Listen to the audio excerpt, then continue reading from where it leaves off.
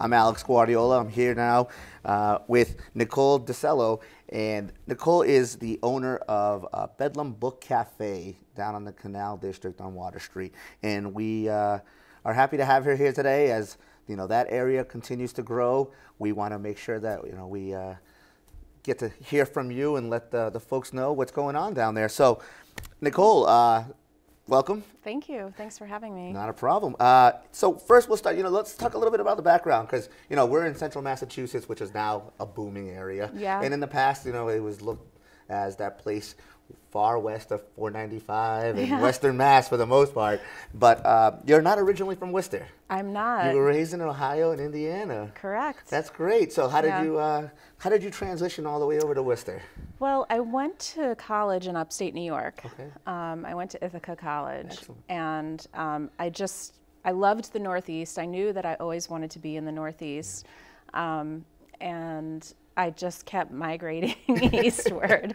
I had a roommate from college that was from Massachusetts, and that's great. We're happy to have you. Yeah. We're glad you didn't get stuck in upstate New York. We're very happy to have you here in central Massachusetts. Thank you. So you're also really involved with the community.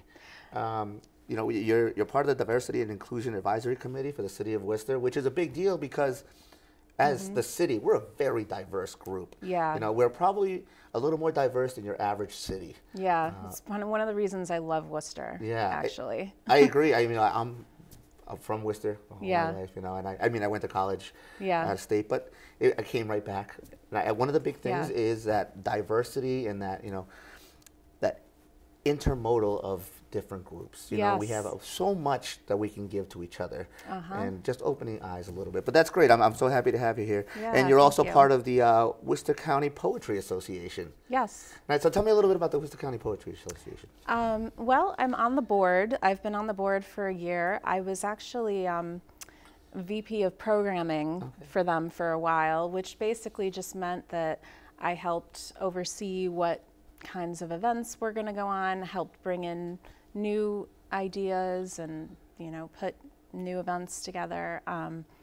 But since I opened the bookstore, I basically that gets all of my event planning. Oh, I'm sure. No, I know. I'm sure. And scheduling. So I'm still on the board for the Worcester County Poetry Association. They're a great organization, and good. That's great. Yeah. So, Bedlam Bookstore. You're located in the Canal District, which we all know is now the place to be. Yeah. We all want to be. It's very vibrant. They got the Pawsox coming up. You have Alan Fletcher's building right behind you. Yeah. Birch trees there. Compton Collective. What is it like being down in that area now? I absolutely love that area. I have been in love with that area since I moved here. Yeah. I am in the Crompton building. Yeah. I pretty much have been hanging out there the whole time I lived in Worcester. Yeah. So I never imagined that I would have a store in there. I never imagined I'd have a store. Yeah, let's talk about that. So how did you decide to say, you know what, I'm going to leave regular corporate life or work and go right into opening a bookstore? That was not easy. Yeah. It was just, the corporate world was no longer for me. Yeah. And I really wanted to do something that made more of an impact in the community. And I absolutely love Worcester. My heart is here.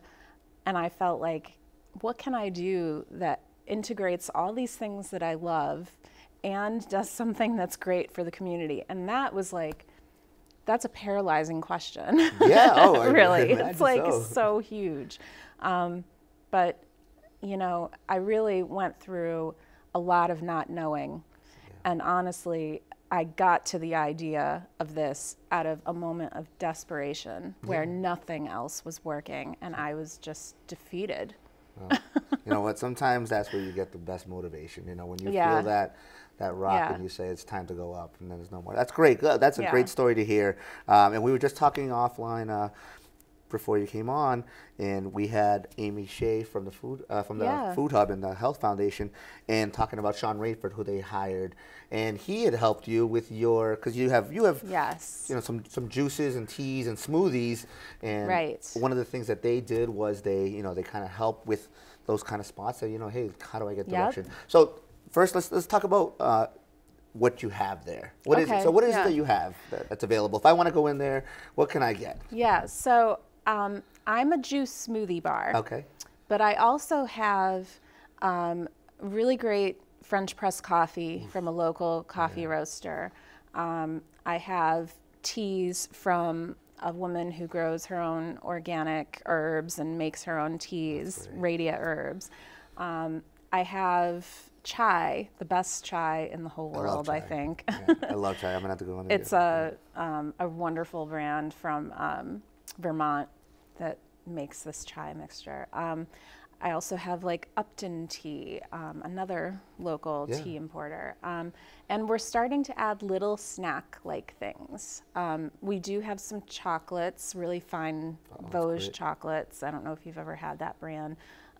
We were starting to offer little slates of like apples and almond butter slices with honey and little cashew bowls, and we're going to be adding some other things over the next few slow down. months. I haven't had lunch yet, so so that's all great. Now, if I was to go, now we're close to Valentine's Day. Yeah. I think this might be a great spot for somebody to go and say, hey, would you be able to help the average Joe like me who walks in and says, listen, my significant other likes this and these kind of readings, or she reads these kind of books, or she loves this kind of poetry, and then kind of parlay it up with some chocolates and things of that nature. Absolutely. Okay, good. I love that kind of stuff. Yeah, no, I think it's a great combination. Yeah.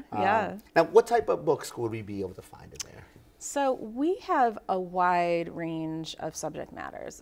We say that we have from the esoteric to the academic, or actually, sorry, I just reversed that, from the academic to the esoteric. Yeah. And they're all used books. Oh, that's great. So you're not really limited by what just most recently came out or something. In fact, we usually have newer books maybe like a year or so after they've come out, because we wait for them to hit remainders or get returned from new bookstores, and then we buy them wholesale kind of thing. That's great. So we have a huge variety. We'll have stuff that's a classic from the 60s, 70s, sure. but we also have a lot of contemporary titles, but things that are not necessarily going to be stocked in a new bookstore. Now, would you have some sort of events ever? Do you have any readings? We do. Okay. Yes. So give me an example of things that I could look out for. Yeah. So we actually have a really awesome reading that is coming up next week. Like, if there's one reading. Yeah. So that what date is that for the folks at home? It's Wednesday, February 13th, the day before Valentine's Day. Okay. It's Reggie Gibson. Excellent. He's a poet. He's a former National Poetry Slam champion. We're so honored to have him. He's literally one of the best orators and performers and poets that I've ever heard. That's great. So we're running out of time here. That's great. Sure. So how do they find you? They can find me on Facebook, Instagram, Bedlam Book Cafe, or I have a website, bedlambookcafe.com. And they can find the events there as well? Yep, we have a calendar, an events page. Well, excellent. Well, Nicole, I want to thank you so much for being on the show with us today. Thank you. And Bedlam Book, please check it out. I'm excited to go myself. Thanks so much Thank you for so much having for me. coming. Okay.